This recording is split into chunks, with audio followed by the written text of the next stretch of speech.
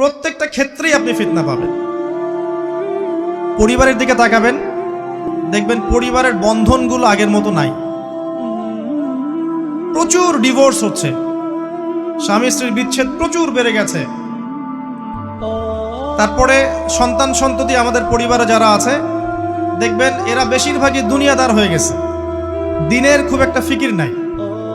বেশিরভাগ পরিবারের সদস্য দেখবেন নামাজ কালামের এখন ধার ধারছে না।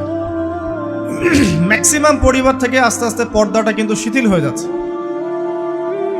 আপনি ব্যক্তি জীবনের দিকে তাকিয়ে দেখেন, গর্বের সাথে আমরা বলি না যে 90% মুসলিমের বাংলাদেশ, দেখবেন মেজরিটি সংখ্যক মুসলিম 5 ওয়াক্ত নামাজ জামাতে পড়ে না। বেশিরভাগ মুসলিম দেখবেন আল কোরআন বিশুদ্ধ করে তেলাওয়াতও করতে পারে না।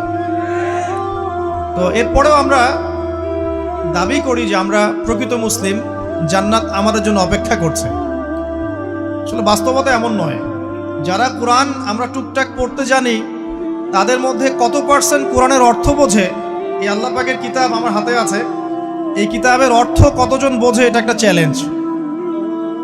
যারা কোরআন পড়তে জানি আমরা, তাদের প্রতি চ্যালেঞ্জ, দেখেন তাদের মধ্যে কত পার্সেন্ট মানুষ কোরআনের অর্থ বলতে পারবে। আর অর্থটা যে জানা জরুরি, এই বিষয়টাও আমরা এখন জনগণকে বোঝাতে ব্যর্থ হচ্ছি। কোরআনের অর্থটা যে বোঝাটা জরুরি, এটা বোঝাতেও ব্যর্থ হচ্ছে। কারণ আমরা সবাই প্রত্যেক হরফে 10 নেকি পেতে চাই। কোরআন তেলাওয়াত করলে প্রত্যেক হরফে 10 নেকি হবে, এই তো। এই কনসেপ্ট যখন আমার মাথায় ঢুকে গেছে, আমি ওখানে নিজেকে থামিয়ে দিয়েছি। অর্থ বুঝে গবেষণা করলে এবং কোরআন কেন্দ্রিক জীবন ব্যবস্থা গড়লে যে আরো বেশি নেকি হয়, এটা আমার মাথায় নাই। প্রত্যেক হরফে 10 নেকি তো আপনি পাবেন তেলাওয়াত করলে, কিন্তু অর্থ বুঝে এর ভিতরে ঢুকলে, গবেষণা করলে এর মূল স্বাদটা পাওয়া যায়, এটা আমরা বুঝতে পারছি না। দেখবেন বেশিরভাগ মানুষ কোরআনের অর্থটা জানে না।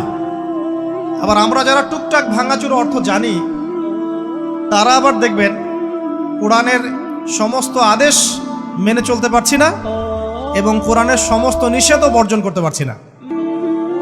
সমস্যা কিন্তু এখানেও থেকে গেছে। আবার কোরআনের ব্যাখ্যায় আছে হাদিস। তো এই হাদিসকে কেন্দ্র করে কোনো বিভ্রান্তির সুযোগ ছিল না, কিন্তু এখানেও আমরা বিভিন্ন জাল এবং বানোয়াট হাদিসের উপর আমলও শুরু করেছি।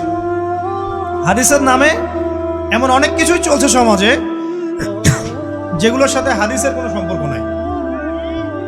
আমি বলতে চাচ্ছি যে হাদিসের নামে আবার সমাজে এমন অনেক আমল চালু আছে, যেগুলোর সাথে আবার হাদিসের কোনো সম্পর্ক নেই। তো দেখুন, ধর্মের মধ্যেও সমস্যা থেকে গেছে। আবার আমরা সবাই মুসলিম, আমাদের সবার ইউনাইটেড থাকার কথা। মুসলিম একটা জাতি, তাদের আল্লাহ একজন, রাসূল একজন, কেবলা এক, তাদের সবার মধ্যে একটা ইউনিটির কথা ছিল। কিন্তু আমরা ধর্মতাত্ত্বিকভাবে এবং পলিটিক্যালি আমরা বিভিন্ন দলে বিভক্ত এবং আপোষের মধ্যে মিল মহব্বত কম। বাইরে হয়তো আমরা বলি যে আমি একজন ধর্মতাত্ত্বিক দলের সদস্য, সে আরেকটা ধর্মতাত্ত্বিক সংগঠনের সদস্য, সে আরেকটা মানহাজ ফলো করে, সে আরেক জামায়াতের, সে আরেক তরিকার ইত্যাদি।